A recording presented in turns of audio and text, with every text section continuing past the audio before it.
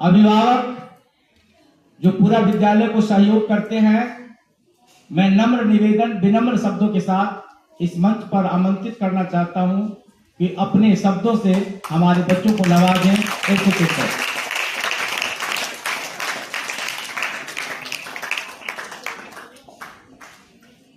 जय हिंद बच्चों।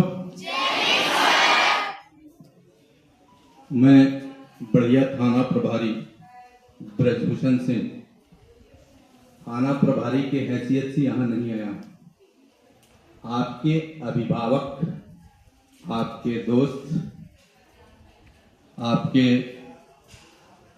शुभ चिंतक के हैसियत से यहाँ आया हूं। सबसे बड़ी बात है कि आपके परिजन, आपके पेरेंट्स, आपके अभिभावक इतना त्याग किए कि आप नवोदय स्कूल में आपका चयन हुआ, इतने अच्छे स्कूल में चयन हुआ। ये आपका परिश्रम और आपके परिजन का त्याग का प्रतिफल है कि आप नवोदय स्कूल में पढ़ रहे हैं। हमको भी याद है जिस समय हम लोग पढ़ते थे, मेरा सिलेक्शन नहीं हुआ था नवोदय में। हम देखते हैं तो बड़ा अच्छा लगता है और आप लोग ये सोच के गर्वान्वित होइए कि आप नवोदय में पढ़ रहे हैं। सभी को ऐसा अवसर नहीं मिलता और नवोदय स्कूल के जो भी टीचर या जो भी कर्मी हैं, हम शुरू से देखते हैं। गोपालगंज में हम थे तो वहां पे एक नवोदय स्कूल, अभी तो क्या पता कहीं दूसरे जगह चल गया होगा, एक बलेसरा करके जगह था, वहां पे नवोदय था। तो मेरी लालसा रहती थी कि नवोदय में नहीं पढ़े तो बार बार नवोदय में जाए। और मेरी पोस्टिंग जब गोपालगंज में हुई तो वहां नवोदय स्कूल में कोई ना कोई बहाना करके हम जाते थे कि इससे भी मेरा शौक पूरा हो जाए, हम नहीं पढ़े तो बार बार जाए। तो ये आप लोग बहुत भाग्यशाली हैं, बहुत मेहनत किए हैं आप और आपके परिजन कि आप नवोदय में पढ़ रहे हैं।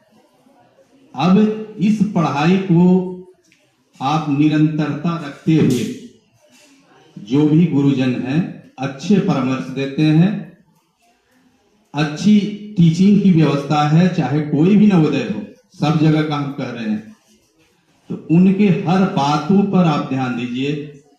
वो जो भी शब्द कहेंगे आपके भविष्य को बनाने के लिए कहेंगे। स्टूडेंट लाइफ में थोड़ा सा होता है और इस टीनेजर में कि अभिभावक या गुरुजन का बात, सब बात अच्छा नहीं लगता है, लेकिन अगर आप आत्मसात करके और जैसे मेडिटेशन दीदी बोल रही हैं वैसा आप लोग करें, योगा करें, मन को शांत रखें, तो आपको ये अनुभव होगा कि हमारे जो गुरुजन कह रहे हैं, हमारे भविष्य बनाने के लिए कर रहे हैं, हमारे शुभ चिंतक हैं, यहाँ पे माता पिता वही हैं, तो उनके हर बात को मानना है। कोई भी स्कूल, कोई भी टीचर ये चाहता है कि हमारे स्कूल से बच्चों का सिलेक्शन अच्छा हो, स्कूल का नाम होगा, गुरुजन का नाम होगा।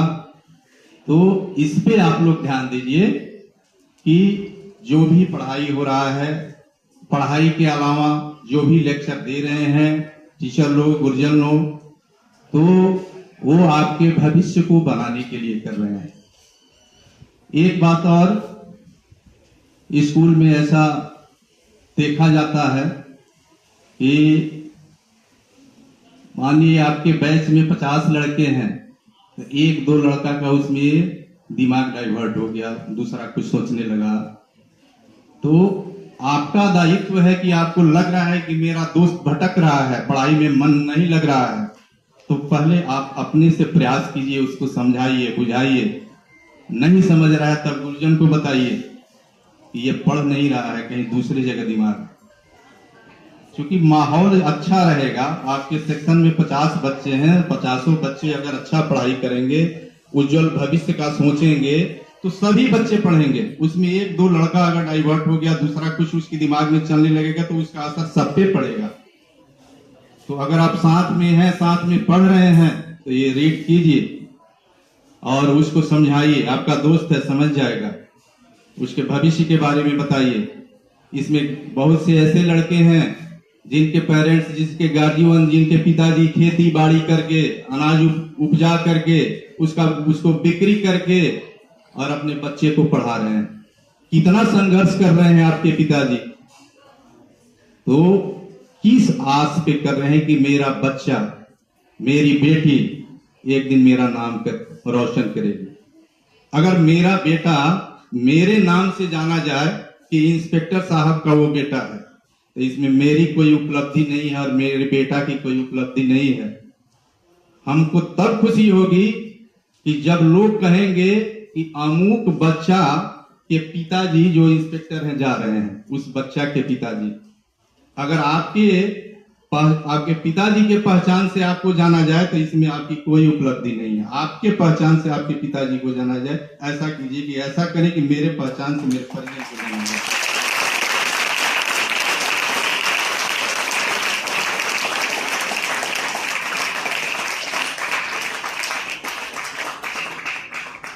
और एक बात का ध्यान रखिए, स्वस्थ शरीर में स्वस्थ मस्तिष्क का वास होता है। तो स्वस्थ शरीर कैसे रहेगा? पॉजिटिव सोच, सुबह उठने की आदत, मेडिटेशन और योगा इतना कीजिएगा तो हम दावे के साथ कहते हैं कि अगर अभी आप सेल्फ स्टडी अपने रूम में, बैरक में 2 घंटा में जितना कवर करते होंगे, इतना जो हम बोले हैं करके देखिए, आधा घंटा में उतना कवर कर लीजिएगा। क्योंकि शरीर स्वस्थ रहेगा तो पढ़ने में मन लगेगा। जो भी पढ़ेंगे वो ऑब्जर्व करेंगे। और चाहे जिस समाज से हो, स्टूडेंट का कोई समाज, कोई जाति नहीं होता है, एक स्टूडेंट जाति ही होती है। तो मित्रवत व्यवहार रखना है। अगर किसी लड़का को कोई प्रॉब्लम है, पढ़ने में कमजोर है, आप अच्छे हैं, तो उसको थोड़ा गाइड कर दीजिए कि वो भी आपके लेवल में आ जाए। ऐसे भी अभी तो आप लोग बच्चे हैं, पीछे कुछ व्यस्त लड़के टीनेजर के लग रहे हैं। जैसे हम लोगों का संविधान भी जो है ना, वो वेद पे आधारित है। कितने वेद होते हैं? कौन कौन? बहुत अच्छा। जिसमें सबसे पुराना कौन वेद है? ऋग्वेद। मनुष्य का मन विचलित कैसे होता है? वैज्ञानिक कारण और वैदिक कारण दोनों में बता रहा हूं। हर मनुष्य के शरीर में रजोगुण, तमोगुण, सतोगुण 3 होता है ना? होता है। आप बायोलॉजी में पढ़े होंगे, पीटीटी ग्रंथि एक होती है। कहां होती है? पीटीटी ग्रंथि शरीर के किस अंग में होती है? तो उपनयन संस्कार समझते हैं? समझते हैं। उपनयन संस्कार पुरातन समय में सभी समाज में होता था, यहां तक कि लड़कियों का भी होता था ऋग्वैदिक काल में। वो वैज्ञानिक कारण उसका ये है कि उपनयन संस्कार होने के बाद जनेऊ जब चढ़ाया जाता है तो 2-3 बार इधर चढ़ाया जाता है, उस ग्रंथि में दबाव उत्पन्न करने के लिए, जिससे कि मन नहीं भटके। योगा में एक होता है शीर्षासन और एक बकासन। तो शीर्षासन हम क्यों करते हैं? पीटीटी ग्रंथि को नियंत्रित करने के लिए। अब तो हम यूनिफॉर्म में हैं, नहीं तो योगा करके भी हम दिखाते हैं आप लोगों को।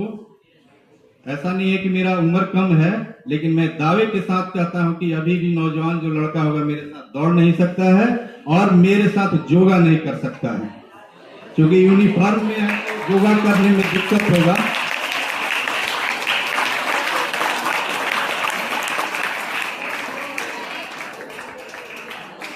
मेरा डेली का रूटीन है 1 घंटा सुबह में योगा करना।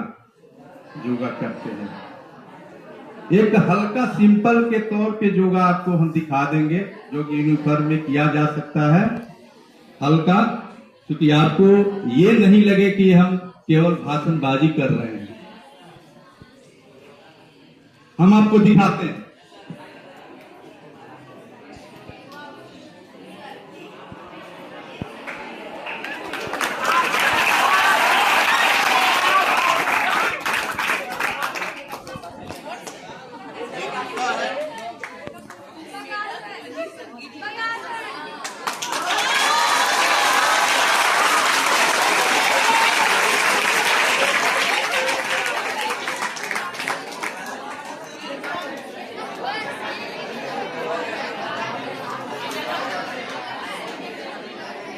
यूनिफॉर्म में है, अच्छा से नहीं हो पा रहा है, यूनिफॉर्म में नहीं रहते तो बहुत अच्छा से करते। एक सिंपल ये उदाहरण था, मेरा डेली का रूटीन है, 1 घंटा हम करते हैं और अपने बच्चों से भी करवाते हैं, क्योंकि मेरे बच्चे यहाँ नहीं हैं, पटना रहते हैं, लेकिन हम वीडियो कॉल करके देखते हैं कि बच्चा सब कर रहा है कि नहीं।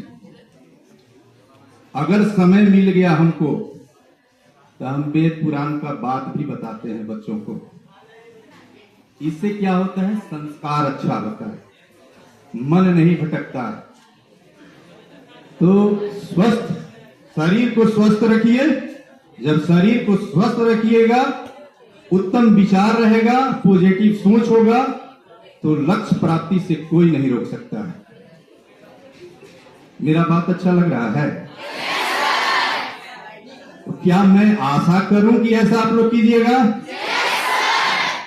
जब भी समय मिलेगा यदा कदा मैं आऊंगा, ठीक है? जय हिंद।